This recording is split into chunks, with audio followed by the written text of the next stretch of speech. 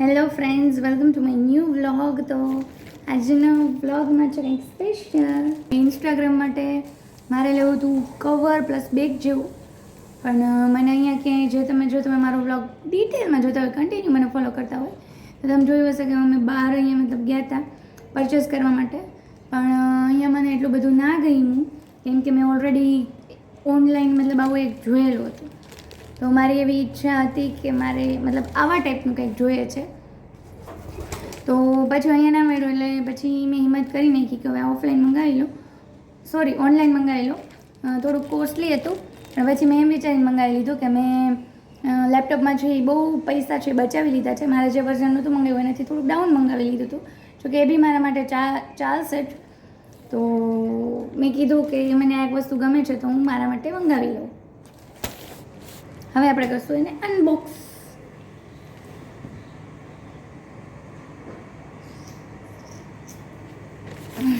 આવી બધી વસ્તુ ઉપર રાખવી પડે કેમ કે જો, અને હા આજની અપડેટ એ છે કે એ બપોરે સૂઈ ગઈ છે એટલે હું આ કરું છું. અને આવી બધી વસ્તુ ઉપર એટલે રાખવી પડે કેમ કે એના હાથ પહોંચે તો શું ને શું કરી નાખે.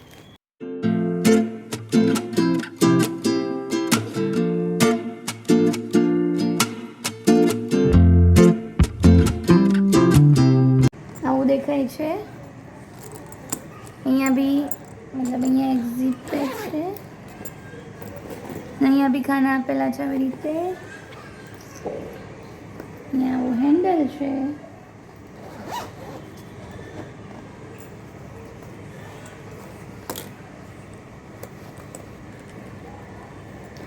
અંદર આવું સ્પંચ જેવું મટીરિયલ છે અને આવી રીતે છે એને મૂકી દેવાનું છે. આવી એવું મૂકીને જોઉં.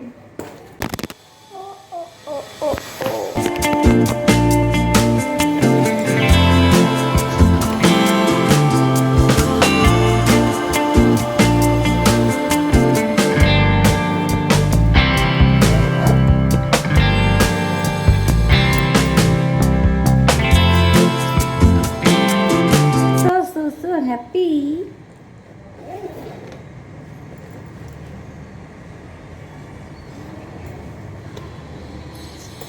આમ જતા હોય તો મસ્ત લાગે.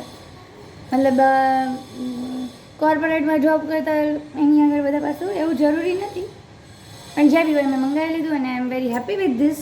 અને જો તમને લોકો કોઈ ઇન્ટરેસ્ટેડ હોય, બધાની પોતપોતાની ચોઈસ હોય કે અમુક લોકો આમાં મની ઇન્વેસ્ટ કરવા માગતા હોય, ન કરવા માગતા હોય, તો જો તમારી ઈચ્છા હોય તો મારી લિંક છે એમેઝોનમાંથી મંગાવું, એ નીચે ડિસ્ક્રિપ્શન બોક્સમાં આપી દઈશ.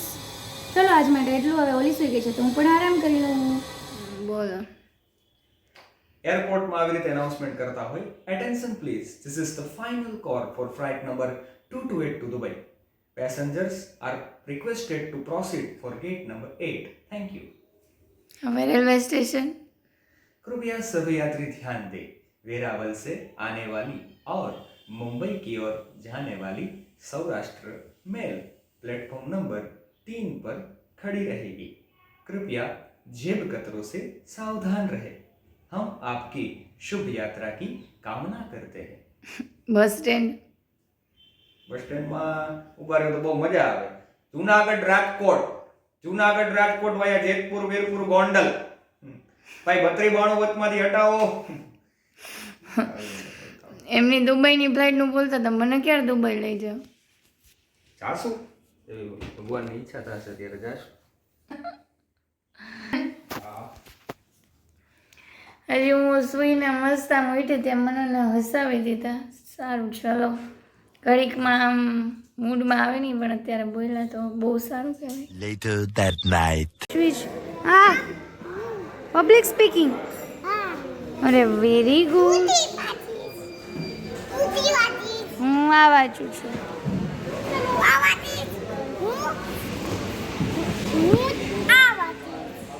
ઓકે.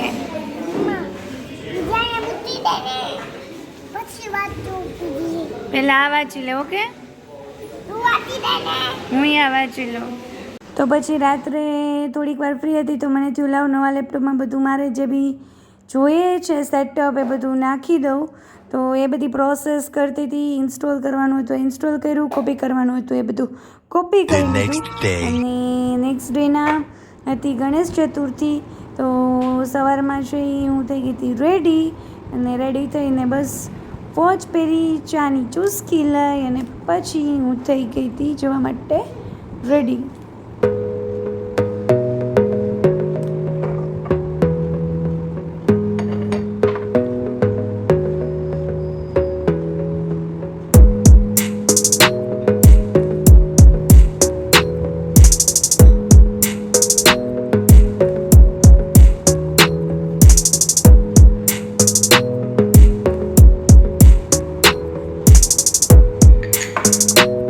તો પછી હું સાંજે ખુશીને લઈ ગઈ હતી બહાર. તો ત્યાં ઝાંસીના પૂતળા આગળ, એટલે કે જે સરદારબાગ છે ત્યાં આગળ બહુ સરસ ગણેશજીની સ્થાપના કરેલી હતી. પંડાલ પણ બહુ જ મોટો હતો.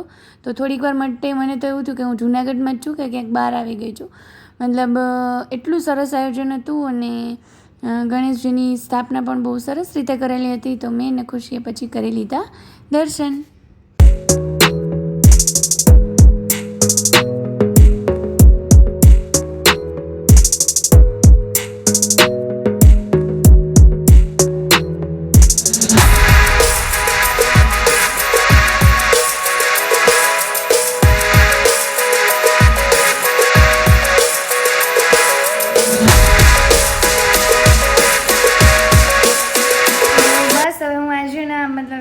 આ 2-3 દિવસનો વ્લોગ હતું એને કરું છું અહીંયા એન્ડ.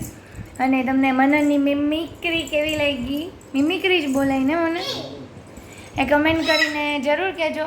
અને પ્લીઝ કમેન્ટ કરજો કે જો સારી લાગી હોય તો, કેમ કે તમે બધા કમેન્ટ કરશો તો હજી કંઈક રોજ વ્લોગમાં કંઈક બધાને હસાવશે ને એ બાને મને બી હસવા મળશે થોડું. બાકી જો અહીંયા આવતી રહે. બાકી જો હું કહીશ કે મને કંઈક બ્લોગમાં હસાવો તો હસાવશે નહીં, પણ તમે બધા કમેન્ટ કરીને કહેશો તો હસાવશે. અને આજે છે સેટરડે તો મસ્ત આમ ચીપકું બની ગઈ છું. તો વિડીયોને કરું છું એન્ડ.